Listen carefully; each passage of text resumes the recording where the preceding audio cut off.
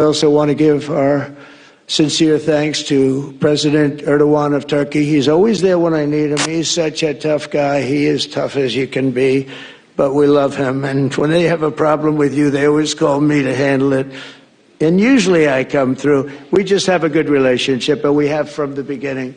And so I want to thank you very much and say hello to your wife, your beautiful wife. And it's great to be with you. Always there. When I need him, he's always there. Thank you very much, Mr. President.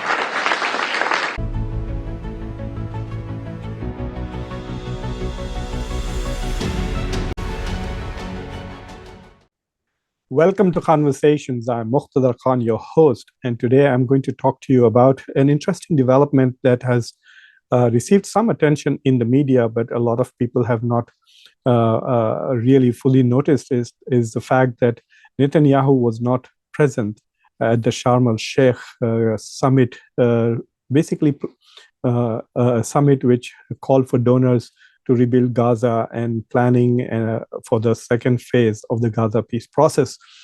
So Donald Trump, who went to Israel and gave a speech to the Knesset, then went to Sharm el-Sheikh and met with many leaders from the Arab and Muslim countries. But what was interesting was that at the last minute, he decided to invite Netanyahu to this meeting, and apparently Netanyahu accepted the invitation. And when Erdogan, the president of Turkey, Recep Erdogan, found out that Netanyahu had been invited, he was flying into Egypt, and he was on his plane, and he reportedly told the president of Egypt, General Sisi, who is also a co-host of this summit with Donald Trump, basically that if Netanyahu was there, he would not show up, that Erdogan would not even land, and he would go back if Netanyahu was invited to this conference and did attend the conference. And so apparently, as a result of Erdogan's insistence that he didn't want Netanyahu at this conference, Netanyahu was disinvited. And then his press tried to cover it up by saying that Donald Trump has invited Netanyahu. He was very grateful for the invitation, but because of some coming religious holidays that he was not able to attend. So they let him have the face saver. But the Turkish foreign ministry definitely leaked this news that I'm sharing with you to the media, that it was Erdogan who insisted that Netanyahu should not be there. Now, this is very interesting, and there are important takeaways from this tiny episode, but it reflects a few things, and that's what I want to share with you. Number one is the growing importance of Turkey in the Middle East, especially since the fall of the Bashar al-Assad regime in Syria, in which Turkey played a very important role.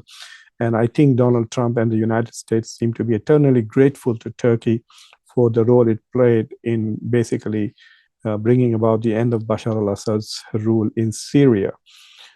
So from that moment onwards, you can see that Turkey has become a very important player in the Middle East. Turkey is easily one of the most important Muslim countries, probably the most powerful Muslim country. It is a member of NATO. And even though US-Turkey relations had sort of deteriorated under Biden, under Donald Trump, they seem to have once again been repaired and reset. I think ultimately Turkey will probably be reinducted into the F-35 program, from which it was removed because it bought S-400 anti-aircraft system from Russia. But what is interesting is the way Donald Trump has been talking about President Erdogan. And so there are several clips that you can see in the past 2-3 days where he talks about how important, how strong, and how powerful Turkey is. He talks about the power of the Turkish military. He talks about Erdogan as an important ally. He met with Erdogan in the White House. You saw the body language there. The respect and admiration that Donald Trump was showing to Erdogan was quite remarkable. And then on his flight to Israel, he also said that Erdogan's role was very critical in making this ceasefire happen. Turkey was fantastic too. President Erdogan was fantastic. He really helped a lot because he's very respected. He's got a very powerful nation. He's got a very, very powerful military, and he helped a lot. But this gentleman from a place called Turkey has one of the most powerful armies actually in the world. It's much more powerful than he even lets known. If you look at some of the recent conflicts, he was at the top of them and he was winning them, and he did win them. And he doesn't want any credits, he doesn't want anything, he just wants to be left alone. He's a tough cookie, but he's been my friend. And every time I've ever needed him, he's been there for me. So I just want to thank President Erdogan, Turkey. So it's quite interesting. So when he talks about the ceasefire in Indo-Pakistan, he talks about how he used the tariffs to compel India and Pakistan to end their conflict in May. But when he's talking about this particular ceasefire, he insists on either giving credit to his team, Steve Witkoff and Jared Kushner, does not mention Rubio, by the way, much on this issue, but also thanks Erdogan repeatedly, and thanks Erdogan and his partner, especially the Prime Minister of Qatar. So he talks of Erdogan as an important leader, as a strong leader of Turkey, as a very powerful country, and then also talks about how he admires Erdogan and how they have a good relationship and a good rapport. So you can see some of these clips I'm going to share in this video. And so I think this is a major development in Turkish foreign policy, and I really would like to congratulate not only President Erdogan, but his team of Hakan Fidan and Ibrahim Kalin, who have played such an important role. Because I think without the role of Turkey and Qatar, Hamas would not have accepted the terms and conditions that the Trump administration has drawn in the so-called Gaza peace process. And I think it is pressure and influence of Erdogan and Qatar, Qatari Sheikh, that the Hamas was willing to go ahead and accept those terms and conditions.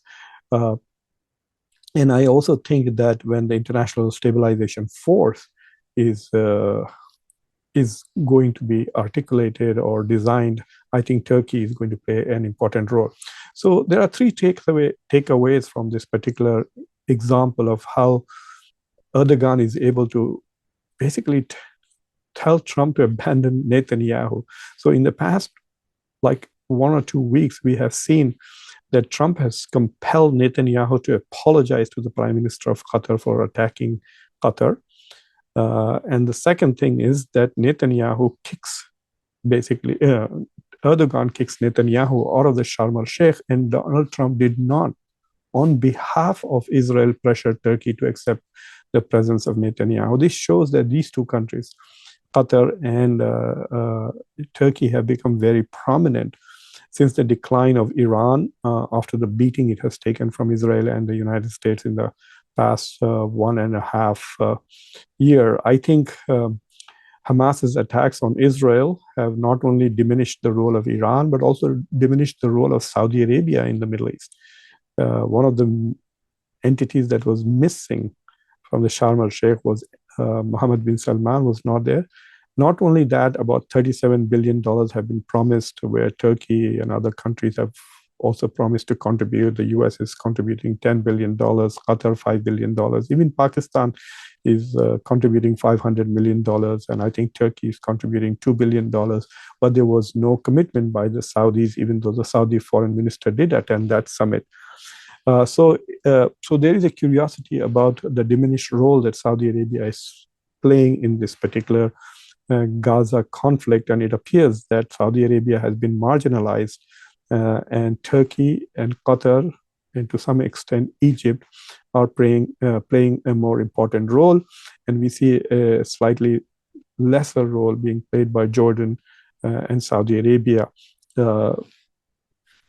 in this peace process. So one takeaway is that Erdogan has become and has in the past few months really restored Turkish stature in the eyes of US, and Turkey-US relations have been repaired.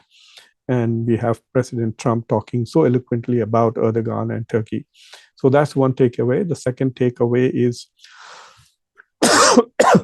The second takeaway is that the kicking out of Netanyahu, just kicking him out of the Sharm el-Sheikh, shows that these Muslim countries are not interested in having a relationship with Israel or with Netanyahu. They are only interested in having a relationship with the United States. So this is a peace deal as is between Israel and Hamas, and between the Muslim countries and the United States, not between Muslim countries and Israel. They do not want to even deal with Netanyahu. They're dealing with the United States. So that is an important takeaway, that no matter what is going to happen, Israel is never going to be normalized in the Middle East as long as, this genocide should probably end any chances of Israel becoming a normal country in the Middle East and having normal relations with countries of the region without some very serious taking account of what was done in Gaza and probably punishing the people who are responsible for the genocide, etc. So this is an important thing to note, that they did not rush to embrace, and you didn't see happy moments of Muslim leaders shaking hands with Netanyahu at Sharm el-Sheikh's meeting. One thing that you can also notice is the marginalization of the so-called Abrahamic Accord countries. The UAE is not seen as being as prominent in these meetings. In fact, Netanyahu, in his speech, Donald Trump was searching for where the Sheikh from UAE was. So you could see that the so-called Abrahamic countries, Bahrain, Kuwait, UAE, Morocco, Sudan, I think Kuwait is not part of it, but Bahrain, UAE, Sudan, and Morocco. Sudan is Sudan. It's busy with its own civil war. But these three countries are hardly playing any role in this entire peace process, as if they are irrelevant to the Middle East.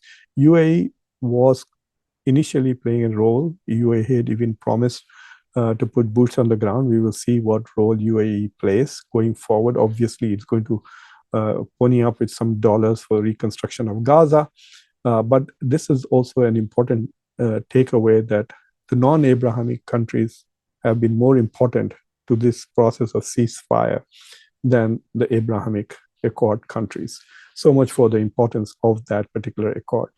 And the third thing that I do want to make is that clearly what Israel has done is change the Middle East's balance of power.